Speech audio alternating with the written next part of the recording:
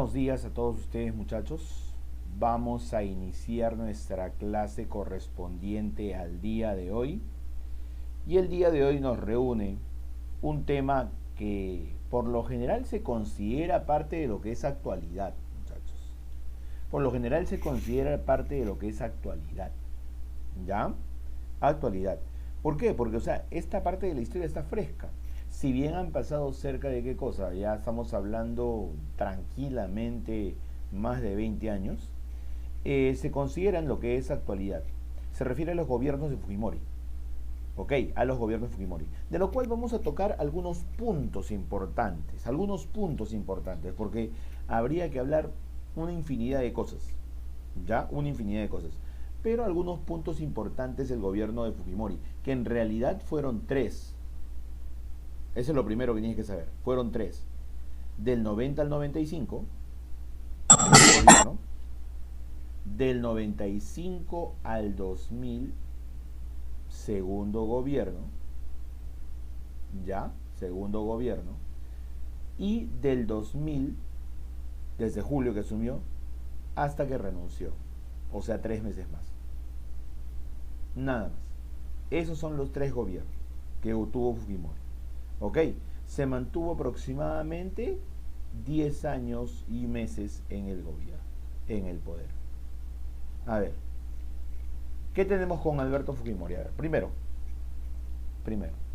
principales obras y hechos. ¿Qué dice acá? Alberto Fujimori, de Cambio 90, ese era su partido político, en realidad Movimiento Independiente Cambio 90. Movimiento Independiente Cambio 90. Se impuso a Mario Vargas Llosa del Fredemo, Frente Democrático, en segunda vuelta. Ambos pasaron a segunda vuelta y se enfrentaron en esa segunda vuelta y el ganador fue Fujimori.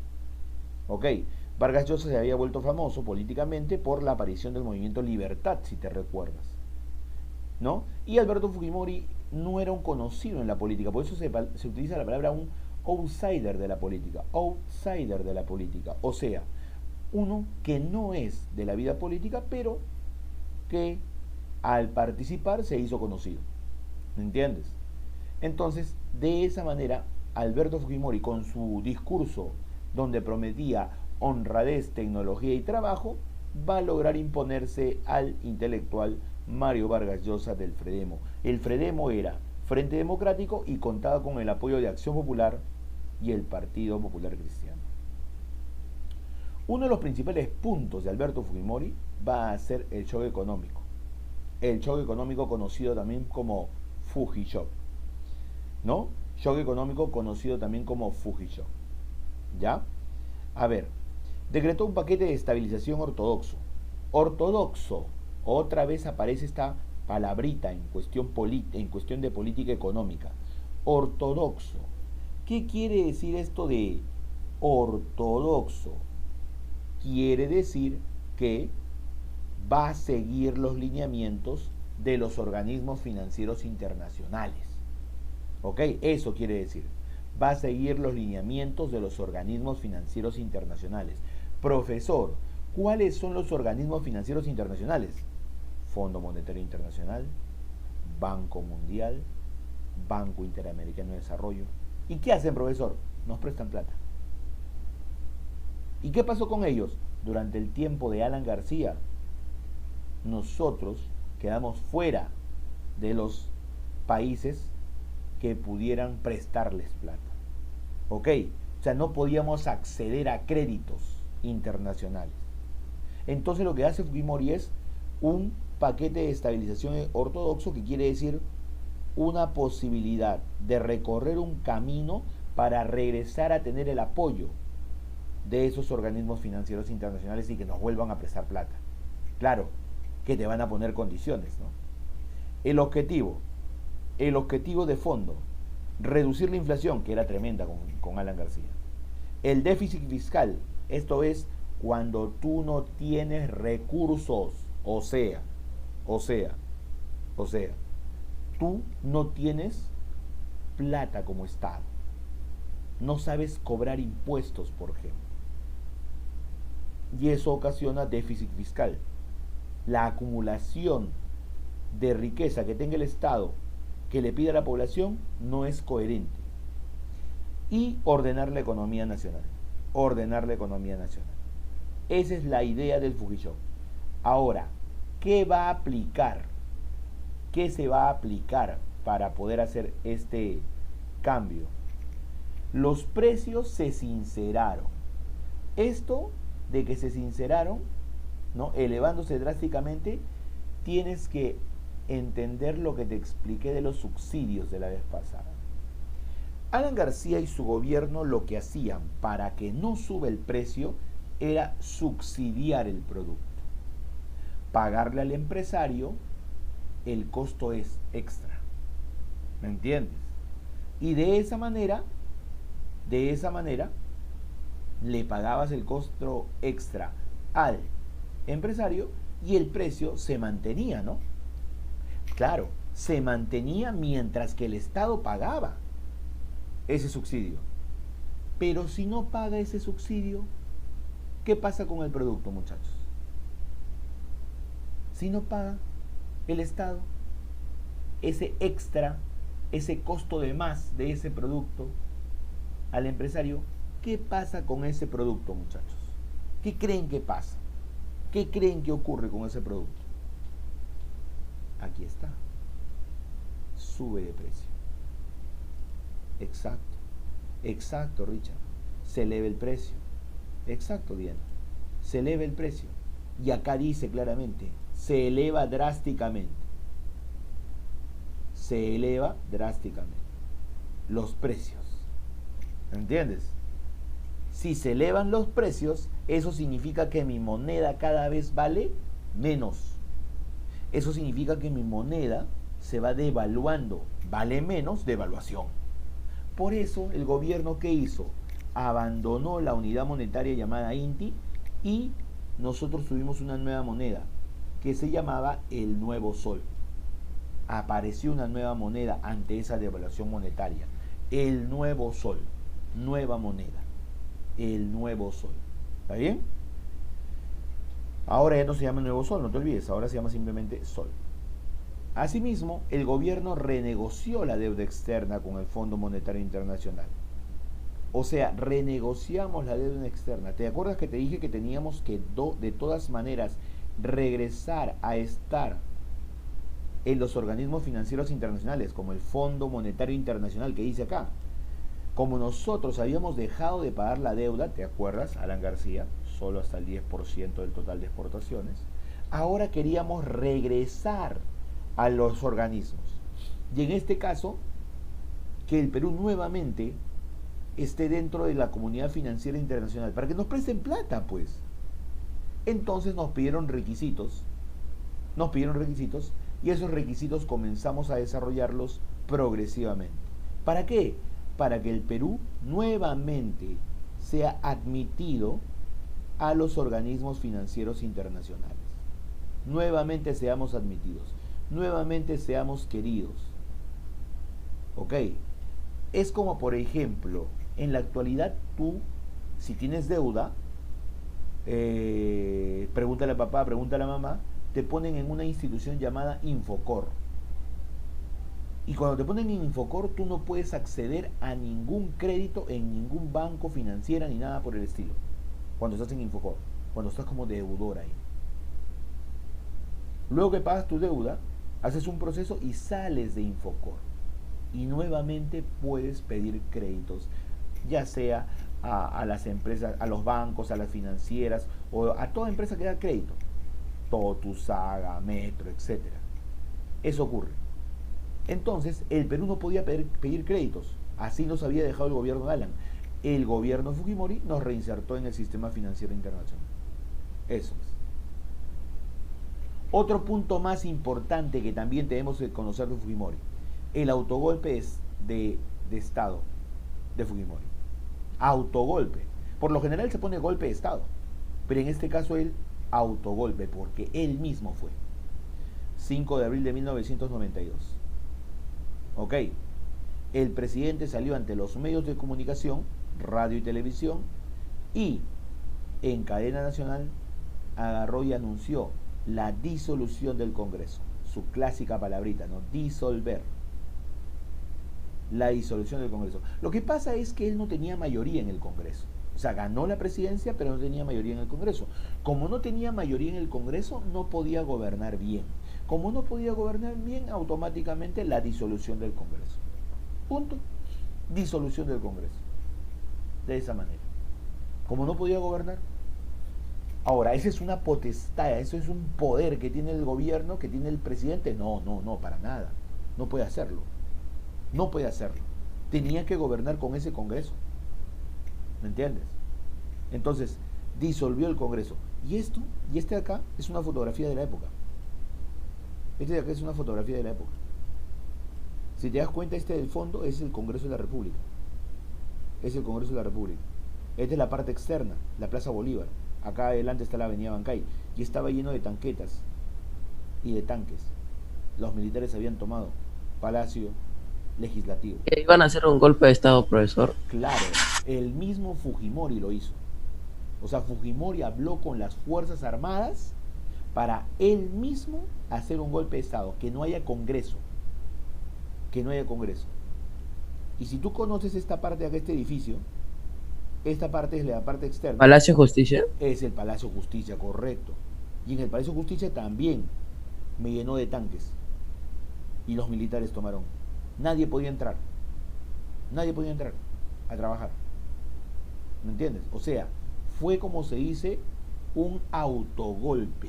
O sea, el mismo Fujimori se tumbó a los otros dos poderes del Estado. Tú sabes que hay tres poderes del Estado. Poder ejecutivo, presidente y ministros. Poder legislativo, el Congreso. Poder judicial, los jueces y fiscales, el Poder Judicial. Él, Fujimori, es del Poder Ejecutivo. Él se quedó. Poder legislativo, a todos los sacó, los congresistas. Chau, no hay congresistas, no hay senadores, no hay diputados. No los deja entrar a trabajar ni nada por el estilo. Golpe de Estado contra ellos. Y al Poder Judicial, jueces, fiscales, todos afuera. Ninguno pudo trabajar. Entonces, a eso se refiere con el autogolpe de Fujimori. Disolvió el Congreso y reorganizó el Poder Judicial. Planteó que había demasiada corrupción en el Poder Judicial. De esa manera. Fue un golpe de Estado, pues gobernó sin Congreso. Cuando tú gobiernas sin Congreso, eres único, entonces es un golpe de Estado. Pues. Siempre en el poder debe haber, en el Estado debe haber un contrapeso. Para eso están los poderes. Tanto fue la presión internacional. Por si acaso, tuvo apoyo popular esto. O sea, el Congreso desde ese momento hasta ahora no tiene aceptación popular. Es algo clásico que ocurre con nuestro Congreso. ¿Y qué es lo que pasa? Tuvo el apoyo popular para poder cambiarlo. O sea, para la gente esto estaba bien. Para la gente esto estaba bien. En ese tiempo esto estaba bien. Esto era ok. Lo apoyaban a Fujimori. Cerró el Congreso, bravo, decían. Cosa que es incorrecta por el hecho de que le das todo el poder a un solo hombre.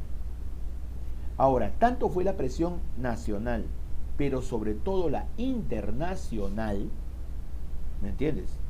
¿De quién la internacional, profesor? De la OEA, por ejemplo, la Organización de Estados Americanos, de la ONU, ¿no? Se decía que acá en el Perú había una dictadura y Fujimori dijo, no, vamos a convocar elecciones, no se preocupen. Se convocó elecciones para un Congreso, él siguió siendo presidente. Para un Congreso. Y en este nuevo Congreso, apodado CCD, ya no iba a haber senadores, diputados, sino un solo Congreso, como es hasta ahora, donde ellos se llaman, no diputados ni senadores, ellos se llaman congresistas. Congresistas. El CCD, Congreso Constituyente Democrático. ¿Ok? El CCD. Aquí en este CCD aparecieron por primera vez algunos nombres de personajes que hasta ahora conoces. Apareció por acá por primera vez Jaime Yoshiyama. Jaime Yoshiyama, que ahora está preso. Aparece Marta Chávez, que ha vuelto a ser congresista. Aparece Marta Moyano, hermana de María Elena Moyano, quien fue asesinada por Sendero Luminoso. Aparece Luz Salgado, la que estuvo como congresista anterior, ahora ya no lo ves. aparecen varios personajes ligados al fujimorismo. El partido Fujimori acá ganó la mayoría en el Congreso, con una alianza llamada Nueva Mayoría Cambio 90, así se llamó la agrupación. Ese Congreso nuevo, ¿qué hizo? Elaboró la Constitución de 1993, la que está vigente hasta la actualidad. La Constitución de 1993, que fue aprobada mediante referéndum. O sea, la gente fue a votar para ver si aceptaba o no aceptaba esa Constitución. Tú marcabas el sí o marcabas el no. Y en este caso ganó el sí. Y se aceptó esa nueva Constitución. Y de esa manera tuvimos el reemplazo de la Constitución de 1979, la Constitución de 1993. Y de esa manera, esa Constitución define ya un régimen económico de tipo liberal, que es la característica propia del gobierno de Fujimori. ¿Entiendes? A partir de ahí, todas las reformas que quería hacer Fujimori no tuvieron ¿cómo se dice? Ninguna oposición. Una constitución hecha a su medida, con lo que quiere. Un congreso de mayoría fujimorista. ¿Me entiendes? Entonces, Fujimori tranquilamente pudo realizar su gobierno. ¿Ok? Pudo realizar su gobierno. Eso es lo que vamos a tener hasta este momento. Luego, ¿qué cosa más? ¿Qué cosa más vamos a tener?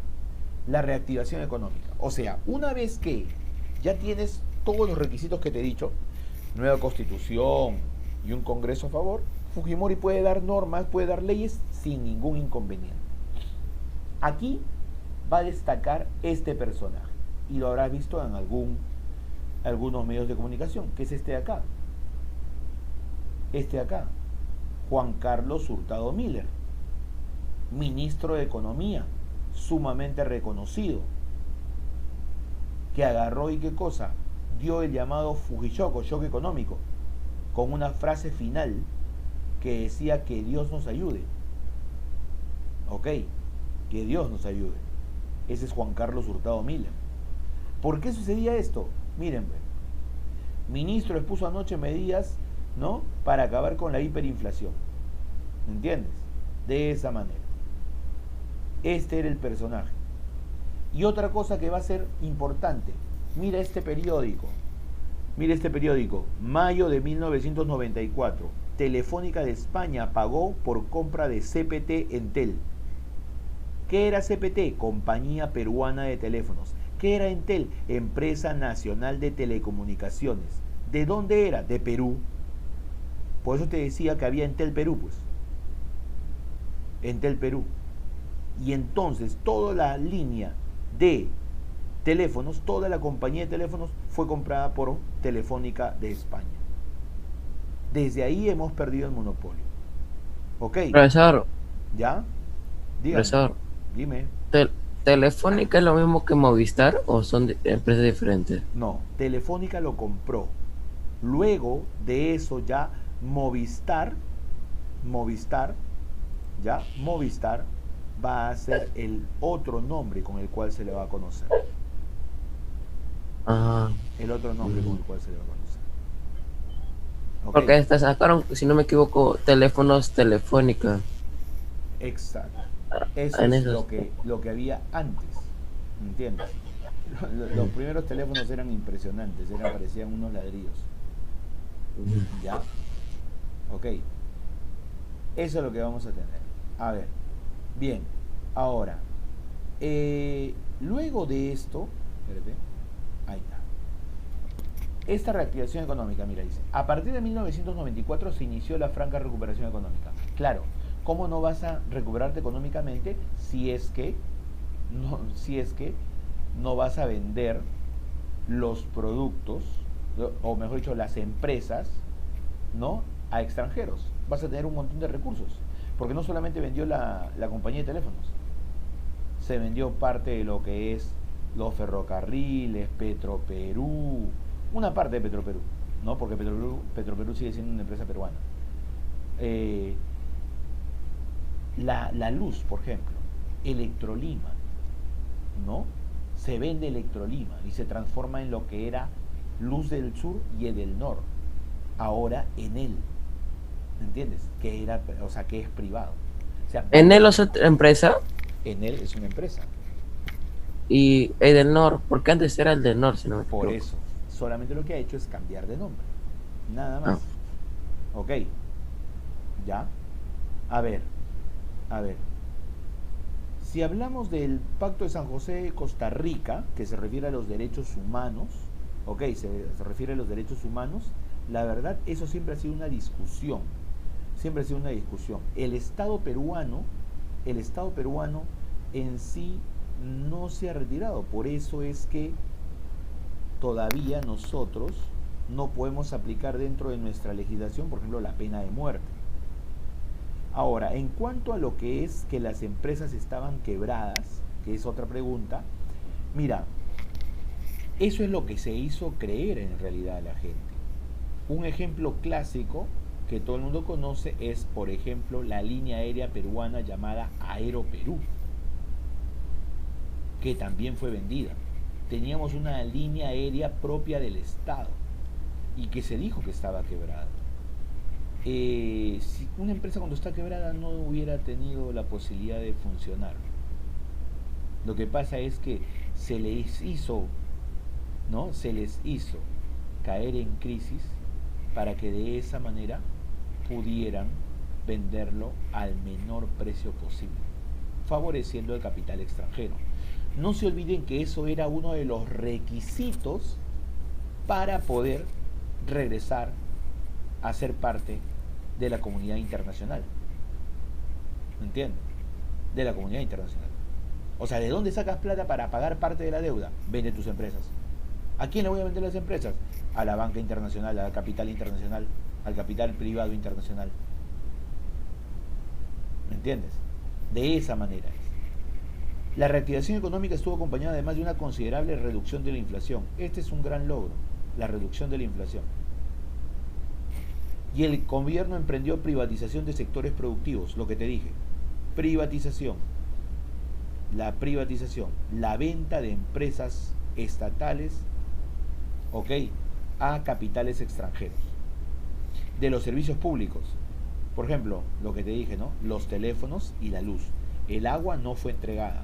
El agua sigue siendo Sedapal. Sedapal es empresa peruana, es empresa estatal. Y esto ayudó a la promoción de la inversión extranjera, porque vinieron, compraron, y una vez que compraron, vino cada vez mayor inversión. Eso es lo que ocurrió. ¿Está bien? Eso es lo que ocurrió en la reactivación económica. Otro punto importante de este gobierno es la cuestión de el terrorismo. Mira, en 1992 actuaban en el Perú dos agrupaciones, Sendero Luminoso y el MRTA. Eran dos agrupaciones que nos tenían con coches bomba, con asesinatos, ¿me entiendes? Ok, con de repente hasta ataques a comisarías, ¿no? Con paros armados, que ya te he explicado con el gobierno Fujimori de qué trató eso. En el gobierno de Alan García, discúlpame. Entonces el gobierno anunció el despliegue de la lucha armada. El ejército de la población entera a colaborar. ¿Cómo hizo la población entera? La población con las rondas campesinas. Se armó a los campesinos. Esa fue la estrategia del gobierno. Bien que mal, esa fue la estrategia del gobierno. ¿Entiendes? Fue la estrategia del gobierno. Asimismo, se dice ¿qué cosa? Que hubo un trabajo de inteligencia de la Policía Nacional del Perú. Trabajo de inteligencia. Se creó un grupo de inteligencia especial, el llamado GEIN, ¿no? Grupo Especial de Inteligencia Nacional, el GEIN. Ese grupo, su única chamba era conseguir a la cúpula de Sendero Luminoso, que es la de acá, mira. Ellos eran la cúpula. Ellos eran la cúpula. ¿Me entiendes? La cúpula de Sendero. Con al centro a Abimael Guzmán. Y entonces esto culminó en septiembre con la captura de Abimael, que es el fundador de Sendero, y, y a los principales líderes de esa agrupación. Esta es la forma como se presentó a Abimael Guzmán Reynoso aquella vez, en una reja grande, vestido con traje a rayas, blanco y negro. El de aquí es este de aquí. Se le capturó, se le llamó la captura del siglo. La captura del siglo. Ok, y posteriormente se hicieron otras capturas que fueron diezmando, o sea, fueron disminuyendo el poder de Sendero. Y Sendero incluso agarró y ¿qué cosa hizo? Respondió, ¿ah? Y por ejemplo, Miraflores en un infierno, 300 casas y departamentos destruidos, 60 vehículos aplastados, incendios, saqueos. Esto era el Perú de aquellos tiempos, muchachos. 17 de julio del año 92. ¿Entiendes? Atacan 4 comisarías en el cono sur. Esta era noticia de todos los días. ¿Entiendes? Era noticia de todos los días. Siempre los ataques Profesor, eran normales. Dime. yo he escuchado que en la Universidad de San Marcos, si no me equivoco, hacían también lo mismo. La Universidad de San Marcos, Universidad de San Marcos era uno de los puntos donde se desarrollaba Sendero Luminoso y el MRTA. Era uno de los Y es puntos. por eso que ahorita también ocasionan eso. No, en este momento Es no por existe eso. ello. En este momento no Porque, existe ello. Este de aquí, por ejemplo, ¿qué dice acá? Acá dice lo referente a, dice, Matanza de la Cantuta, julio de 1992. 9 estudiantes y un profesor asesinados por el Grupo Colina. Esto de acá, primero se hizo creer que había sido Sendero Luminoso. Las investigaciones que demostraron que el gobierno de Alberto Fujimori tenía un grupo paramilitar, o sea, un grupo de personas pertenecientes a la Fuerza Armada y a la policía que hacía una lucha contra todo aquel que quiera seguir a Sendero Luminoso y el MRTA. ¿Entiendes? Y en ese caso hicieron desaparecer a 9 estudiantes y un profesor de la Universidad Nacional de Educación Enrique Guzmán y Valle La Cantuta. Y los desaparecieron y luego encontraron que sus cuerpos estaban enterrados en la zona de Cieneguilla y se tuvo conocimiento de que el Estado actuaba a través de este terrorismo de Estado, a través de este grupo paramilitar. ¿Qué más vamos a tener nosotros? Vamos a tener la guerra del Cenepa, 1995. Una nueva guerra contra Ecuador, otra vez con Ecuador. Guerra contra Ecuador. Ok, guerra contra Ecuador. ¿esa fue la que la perdimos? Mira, esto es un resultado, como se dice, ambivalente. Para los ecuatorianos ellos ganaron. Para el gobierno del Perú nosotros ganamos. ¿Entiendes? O sea, para cada uno de los países, cada uno ganó, dice. A ver, ¿qué pasó en sí? ¿Qué pasó? Lo que pasó es lo siguiente. Faltaba demarcar la frontera. Demarcar la frontera. Ya estaba delimitada. O sea, ya había límites. Ya sabían hasta dónde era Perú, hasta dónde era Ecuador. Lo que faltaba era colocar el bloque de cemento que se coloca entre los dos países. Ese bloque de cemento se llama hito y eso se llama demarcar. Y había una parte que no estaba demarcada y donde los ecuatorianos ingresaron hacia territorio peruano. ¿Me entiendes? Creando en las regiones de lo que es Tiguinza, Cueva de los Tallos.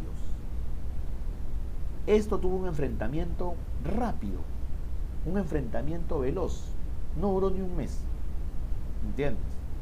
Y terminó con la llamada Paz de Itamaraty, que es el cese a las hostilidades. 3 años después se cerró la frontera al celebrarse el Acta de Brasilia, el Acuerdo de Brasilia. El Acta de Brasilia y el Acuerdo de Brasilia. Se cerró la frontera. ¿Qué quiere decir? Que ya se terminó de colocar los hitos. Y ahora sí, toda la frontera está, como se dice, pues, está ya delimitada, de esa manera.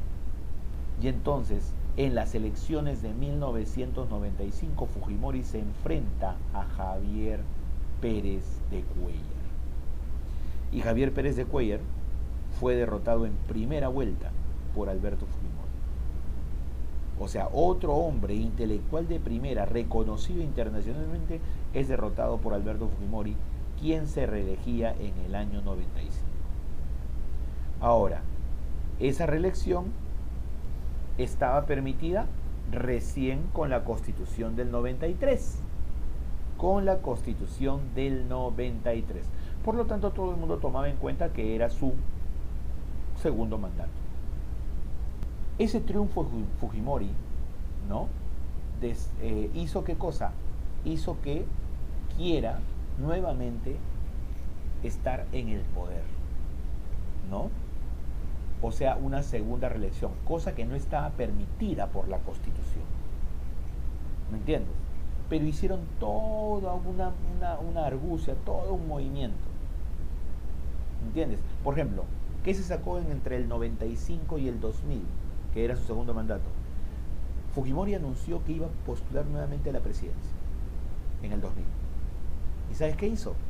Agarró la oposición, los opositores de Fujimori dijeron que no podría.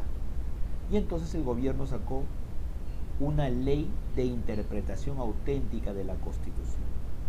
¿Cómo es eso, profesor? A ver, la Constitución del 93 decía que se puede reelegir una vez. Ya pues, eso sucedió en el 95. Fujimori dijo, no. ¿Saben por qué? Porque yo en el año 90 me elegí con la Constitución del año 79. Y en el 95 es mi primera elección con la Constitución del 93. Por lo tanto, mi primera reelección sería en el año 2000. Gracias a la Constitución del 93. Mi primera reelección. Señor, ¿y su gobierno del año 90 al 95? No, pues hice con la Constitución del 79. No, pero eso está mal, que esto, que el otro. El Congreso, que era de mayoría fujimorista, ¿qué cosa hizo? Sacó una ley de interpretación auténtica de la Constitución.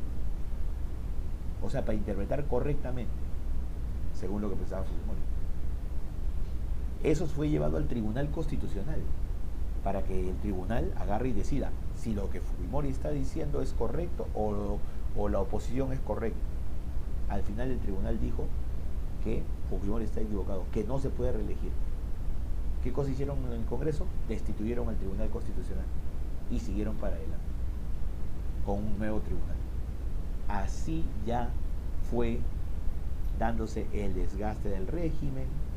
Para no tener oposición, ¿qué se hizo? Se manejó los medios de comunicación, aparecieron los diarios chicha, el Chino, el Men, la Chuchi, el Chato, la Yuca, periódicos de 20, periódicos de 20 céntimos, de 30 céntimos, que hablaban tontería y media, pero eso le gustaba a la gente. ¿Me entiendes? Manejo de los medios de comunicación a través de programas, de los cómicos ambulantes. Se fue conociendo la red de corrupción del gobierno con Vladimiro Montesinos, y entonces de esa manera se quiso todo eso anularlo con el manejo de los medios de comunicación, pues. O sea, callarlo con el medio de comunicación.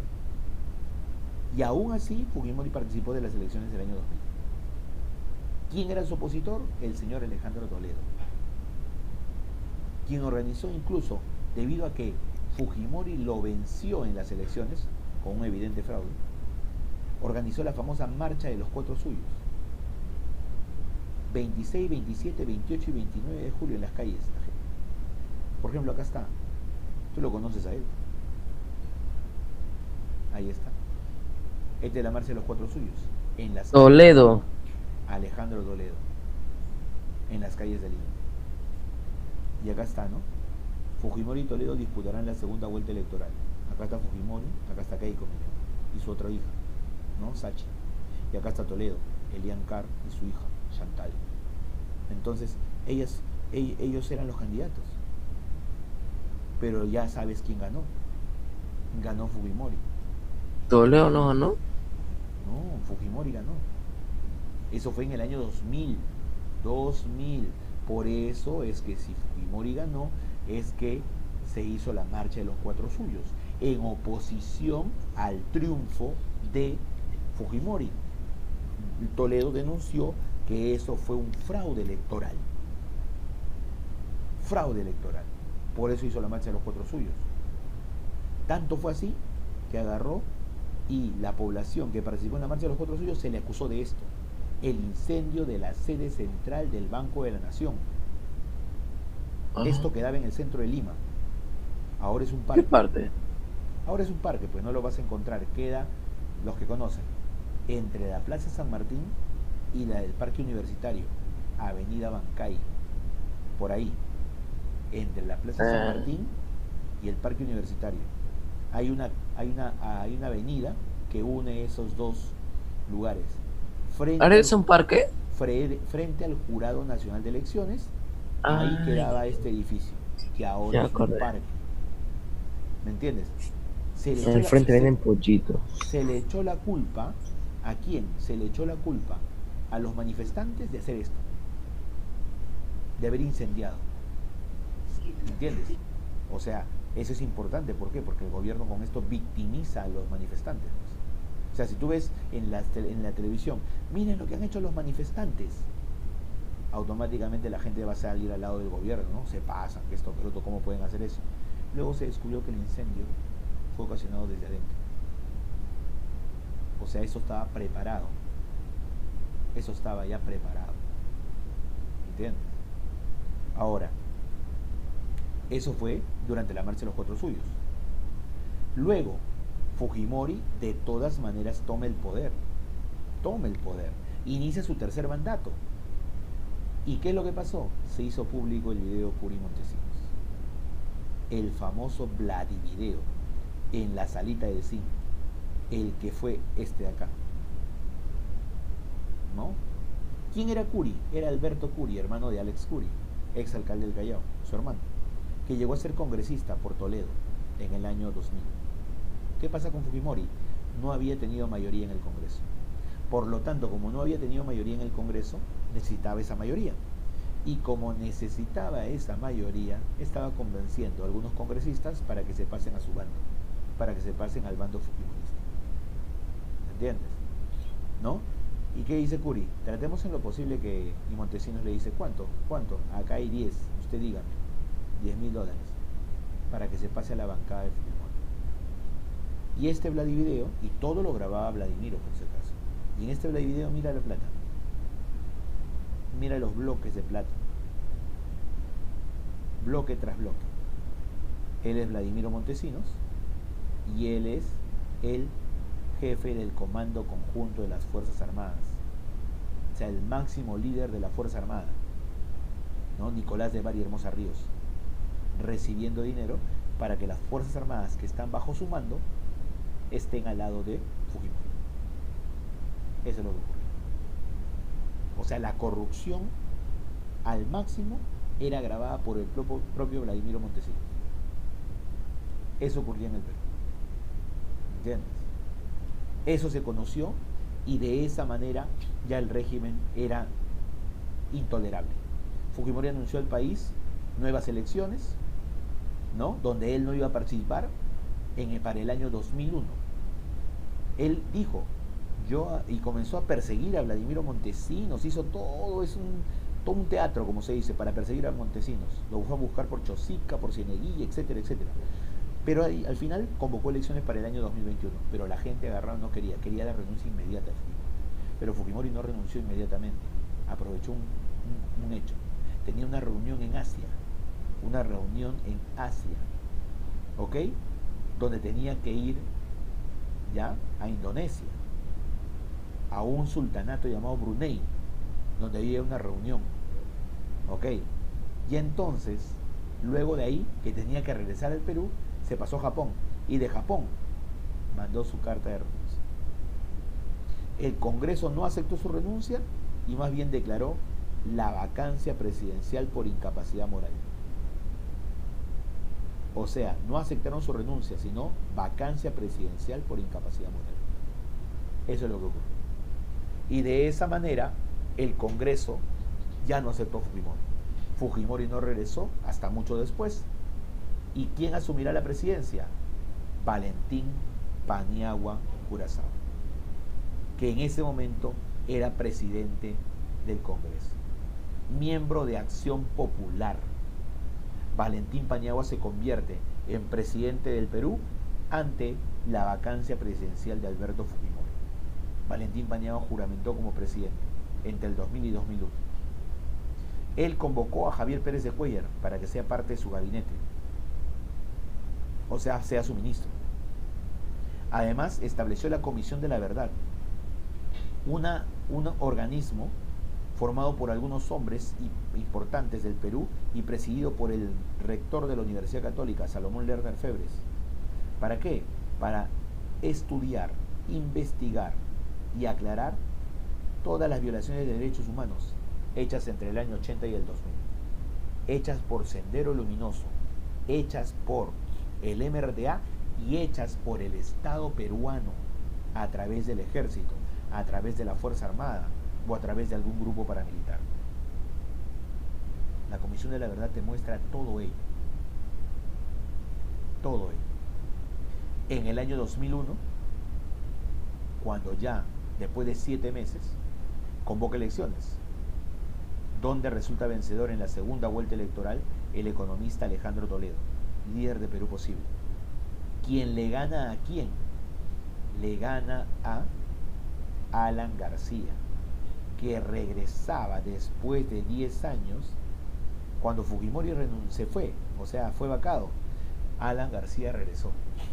Ya no iba a ser perseguido ni nada por el estilo. Regresó Alan García y casi fue presidente en el año 2001. ¿Entiendes? La cuestión está que ganará Toledo. Ya después de Toledo sigue, ¿qué cosa? Sigue Alan García su segundo mandato.